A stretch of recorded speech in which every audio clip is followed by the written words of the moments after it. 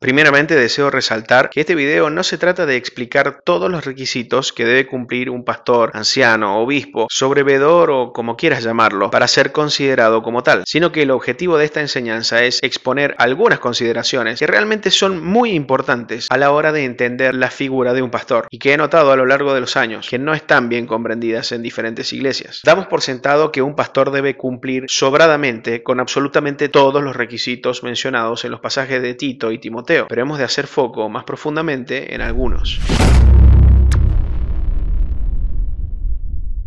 Primero, es necesario que el obispo sea irreprensible. Lo primero que se menciona es que debe ser irreprensible. Irreprensible. Esto significa que su conducta debe ser intachable, inmaculada, que no se puede señalar nada malo o mejorable. No puede tener ni un vestigio de algo que Dios no aprobaría. Alguien que, al ser examinado minuciosa y rigurosamente bajo una lupa enorme e implacable, no se le podría encontrar el más mínimo reproche. Una persona que no dé con esta talla no es apta para el pastorado. Si alguien pudiera poner en tela de juicio el modo en que el pastor vive, usa su dinero, se conduce en su trabajo, el testimonio que tiene en cierto círculo, cómo administra los recursos de la congregación, sean materiales o humanos, cómo se maneja con sus hijos o su esposa, cómo usa su tiempo, lo que dedica a sus deseos personales, cualquier otra cosa que alguien pueda cuestionar, descalifica a tal persona para ser pastor, dado que no cumple con el primer y más básico requisito de todos, ser irreprensible. Por lo tanto, lo mire quien lo mire, sean las ovejas, los diáconos, sus hijos, el vecino, el tío, la abuela, el empleado, el presidente, el verdulero, el jefe o el pelapapas. Todos deben hablar maravillas de ese hombre. Si sos pastor y esto no es una realidad en tu vida, no estás calificado para ser pastor. Segundo, debe estar casado y debe tener hijos adultos fieles al Señor. Marido de una sola mujer, que tenga hijos creyentes, que no estén acusados de disolución ni de rebeldía, que gobierne bien su casa, que tenga a sus hijos en sujeción con toda honestidad, pues el que no sabe gobernar su propia casa, ¿cómo cuidará de la iglesia de Dios? He sabido de iglesias que tienen pastores solteros, o sin hijos, o con hijos pequeños. Esto es un error, por el simple hecho de que, además de no estar cumpliendo con los requisitos, no está exhibiendo credenciales como líder ni capacidad para el puesto. No dice si tiene una mujer, sino que sea marido. No puede tener más de una mujer, cosa que sí podían otros que no requerían invertir la mayoría del tiempo en ese ministerio. Ni tampoco puede no tener ninguna, porque jamás tendría autoridad para liderar hombres casados. Además, manda que tenga hijos. No dice si tiene hijos, entonces estos deben ser creyentes. Dice que tenga hijos creyentes, que los tenga. No puede no tener hijos, pues tampoco tendría autoridad para liderar padres. Además, estos hijos ya deben ser creyentes, lo que descalifica a hombres que tengan hijos pequeños que todavía no han comprobado pertenecer a Cristo. Y estos deben estar en obediencia a su padre, es decir, sujetos, no en rebeldía, ni tampoco estar acusados de vivir como disolutos, es decir, inmoralmente, como libertinos o con vicios. Pero no se puede ver en un niño pequeño una vida disoluta, porque todavía no toma sus propias decisiones, ni es independiente. Por lo tanto, para saber si el hombre supo gobernar bien su casa, guiar a sus hijos en los caminos del Señor, si ha hecho un buen trabajo como líder familiar, si ha corregido cualquier mal camino en su familia, y ha sabido lograr que estos se entreguen completamente a Cristo, y han perseverado en el camino correcto, los hijos deben ser mayores y emancipados. Dios demanda que los hijos de un pastor sean creyentes y esto depende en gran medida de su padre. Para demostrar esta verdad me remito a la historia del sacerdote Elí. Sus hijos eran mayores, pero no tenían buena conducta, robando de las ofrendas y acostándose con diversas mujeres. Sin embargo, Dios no se lo reclama a ellos, aunque sí los castigó, pero Dios se lo reclama a Elí. Y aunque sus hijos ya eran hombres mayores, Dios reprende a Elí por no habérselos impedido. Es notable que Elí sí los reprende, sin embargo no se los impide. La tarea de Elí era oponerse y estorbar a sus hijos, no solamente hablarles para convencerlos. Elí no pudo argumentar ante Dios que sus hijos eran mayores y él ya no era responsable de lo que ellos hacían. Elí tuvo que reconocer su error y aceptar la condena de Dios. Y Dios castigó a Elí por no haber hecho un buen trabajo con sus hijos y a sus hijos por vivir como disolutos. Así de importante es para Dios que los hijos de un siervo suyo, una vez emancipados, sean impecables, para considerar a este siervo digno de ocupar un lugar de responsabilidad en su reino. Por lo tanto, si un un hombre no tiene hijos que sean creyentes, que se pueda ver en ellos una impecable crianza por parte de su padre, este hombre no está calificado para ser pastor. No puede haber pastores solteros o casados pero sin hijos, o con hijos menores, o con hijos mayores que no están en los caminos del Señor, o que están en los caminos del Señor pero igualmente son reprochables. Tercero, debe haber pluralidad. No hay ningún caso en la Biblia donde se vea una iglesia que tenga solamente un pastor. Pablo le dice a Tito: te dejé en Creta para que establecieses ancianos en cada ciudad, y todo pasaje que se busque siempre habla en plural. Por lo tanto, que una iglesia tenga un solo pastor es un error. Ni siquiera está bien que sea transitorio. Nunca debe haber un solo pastor. El día que se establece pastores, deben ser más de uno. Y si no, no debería existir esta figura hasta que pueda establecerse al menos dos. Tener un solo pastor genera todo tipo de problemas en la congregación. Una iglesia que tiene un solo pastor es una iglesia antibíblica y no le puede ir bien. No puede ser aprobada ni bendecida por Dios. Cuarto, al pastor lo pone Dios. Él mismo constituyó a unos apóstoles, a otros profetas, a otros evangelistas, a otros pastores y maestros. No existe lo de que venga alguien o un grupo de otra congregación y digan que ven a tal o cual persona en condiciones de hacerse cargo y que se le pregunte y que éste acepte o no. No existe la democracia donde se le pide a la iglesia que vote para ver a quién consideran como un buen líder. Estas cosas no están en la Biblia. Normalmente se usan dos ejemplos que se suelen malinterpretar. Uno es cuando la iglesia elige a 7 hombres de buen testimonio y llenos del Espíritu Santo para administrar los recursos de la iglesia para que los apóstoles pudieran seguir haciendo su trabajo. Aquí la iglesia hace una elección, pero de ningún modo podemos tomar este caso como una regla para decir que ese es el modo en que deben seleccionarse los pastores. Nada tiene que ver el trabajo para el cual eran necesarios estos hombres con lo que significa que Dios levante un pastor para su iglesia. El otro ejemplo es cuando Pablo le dice a Tito que lo dejó en Creta para establecer ancianos, pero esto no significa que Tito los eligiera o reconociera. A lo que Pablo se refiere es a que Tito debía asegurarse de que quedaran establecidos ancianos en las iglesias. Es decir, que Tito debía chequear que los hombres que supuestamente Dios colocaba cumplieran con los requisitos que el apóstol le dejaba, para que supiera si efectivamente eran hombres puestos por Dios. Pero no significa que Tito los eligiese, ni mucho menos la iglesia. Como vimos, es Dios el que elige a personas como Él quiere para realizar los trabajos que Él quiere y obviamente pone a las personas indicadas. ¿Y cómo sabemos si a una persona la coloca Dios o se coloca Él mismo? Bueno, para eso son los requisitos. Pablo le dice a Timoteo: si alguno anhela obispado, y le enumera los requisitos. Es decir, que una persona que manifiesta el deseo de ser obispo, lo que podría significar que estaría siendo llamado por Dios a través de una carga en su corazón, y si cumple con los requisitos, que son sumamente demandantes, entonces lo ha puesto Dios. No hay necesidad de estar preguntándole a nadie si tiene ganas de ser anciano, ni haciendo votaciones, ni que otros hermanos responsables elijan, ni ninguna cosa fuera de la palabra de Dios. Alguien tiene que expresar que Dios lo llama y los demás, con suma severidad, deben examinar su vida en busca de los requisitos. Si no los cumple, no los llama Dios. Si los cumple, es el indicado. Pueden darse 4 casos: que una persona no sea llamada y no cumpla con los requisitos; que una persona diga ser llamada pero no cumpla con los requisitos, con lo cual no es verdad que es llamada; que una persona no sea llamada aunque cumpla con los requisitos; y que una persona sea llamada y cumpla con los requisitos. Solo en este último caso estamos ante un pastor. Y si no hay nadie que sea llamado y tenga los requisitos, no te preocupes, que Dios es el dueño de la obra. En tal caso, la congregación seguirá esperando y se mantendrá guiada por la palabra de Dios. No le falta nada, tiene a Cristo y a su libro. Lo que no tendrá es gente dedicada que esté sirviendo en lo que un pastor debe servir. Como hemos visto, un pastor debe ser un intachable representante de Cristo. Ver al pastor debería ser igual a ver a Cristo. Debe ser un ejemplo a seguir por cómo se niega a sí mismo, cómo evangeliza a todo el mundo, cómo enseña a cada instante, cómo discipula a sus seguidores, cómo pastorea a las ovejas, cómo es de maduro, cómo vive sola y exclusivamente para los propósitos del reino de Dios, cómo desecha las cosas terrenales, materiales, cómo guarda la santidad, cómo aborrece la injusticia y el pecado, cómo es perfecto como su Padre que está en los cielos es perfecto. No olvidemos, el pastor no es la cabeza